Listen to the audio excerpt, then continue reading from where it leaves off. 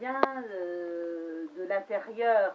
Oui, mais il y a un moment donné, Régine, où il faut être dans l'ingénierie et pas dans la technique. C'est-à-dire qu'il faut repenser l'immeuble dans son ensemble Oui. et se demander s'il n'y a pas un défaut quelque part. Et le grand débat aujourd'hui, en 2014, c'est bien la question de savoir si on doit continuer avec une astrologie avec X planètes Oui. ou si on doit avoir une astrologie avec un seul processus. Voilà. C'est le débat.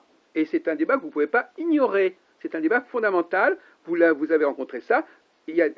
C'est dans ce sens-là qu'il faut aller, parce qu'effectivement, la diversité des signes, elle permet justement à un seul facteur de changer de nature au fur et à mesure. Donc même ce facteur, s'il est unique, il va passer par les différents stades, les différentes expressions qui sont propres à l'ensemble des planètes. Voyez-vous, c'est-à-dire qu'une seule planète peut devenir toutes les planètes au fur et à mesure qu'elle passe d'un signe à un autre.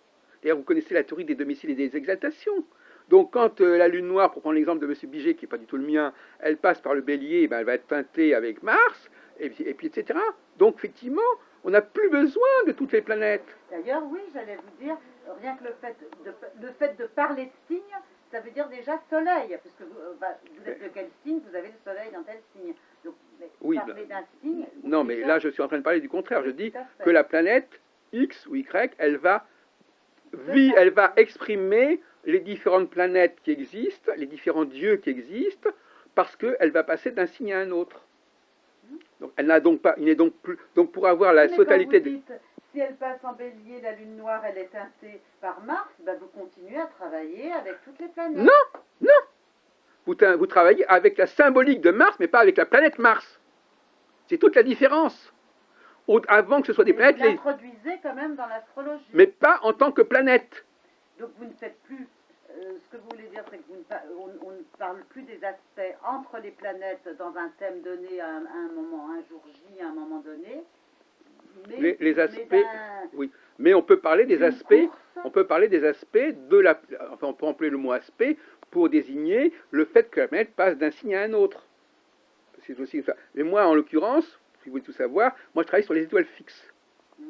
Donc les aspects, c'est l'aspect de la planète centrale avec 3 ou 4 grandes étoiles fixes.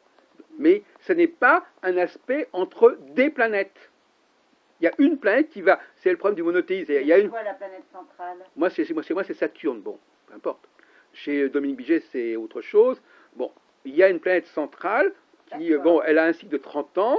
On le divise en plus en 4 fois 7 ans, enfin peu importe. Saturne, et parce que c'est Saturne. Voilà, c'est Saturne. Bon, et ce Saturne-là, il me permet de faire activer les valeurs zodiacales, les valeurs planétaires, les valeurs des dieux en tout cas.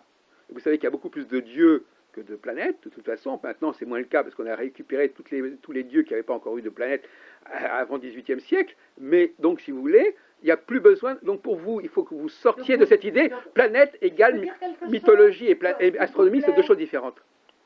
Je veux dire quelque chose. Donc, Saturne, pour vous, enfin, remplace un peu le Soleil. Mais vous avez un Saturne en Lion.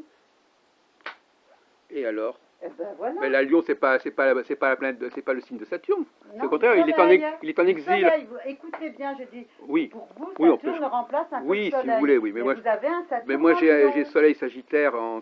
Bon, mais vous avez un Saturne en Lion. Oui, ben, très bien. Voilà. Ça, mais effectivement, vous avez raison de parler du Soleil.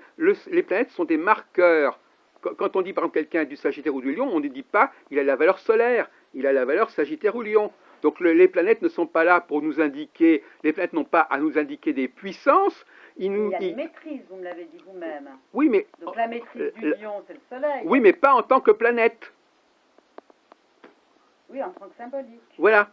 Il faut remettre les planètes au niveau de la symbolique et ne pas se dire... Parce que si vous commencez à dire où se trouve Mars, où se trouve Saturne, où se trouve Jupiter, ça devient complètement fou.